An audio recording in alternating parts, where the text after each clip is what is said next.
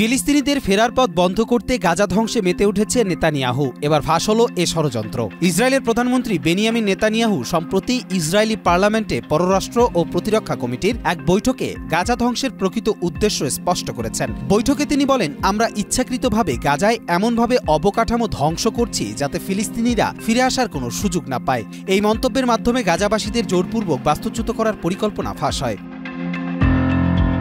Middle east আইয়ের প্রতিবেদন অনুযায়ী বৈঠকের কিছু অংশ ইসরায়েলি সংবাদ মাধ্যমে ফাঁস হয়েছে। নেতানিয়াহু আরও বলেন, আমাদের মূল চ্যালেঞ্জ হলো এমন দেশ খুঁজে বের করা যারা ফিলিস্তিনিদের গ্রহণে আগ্রহী।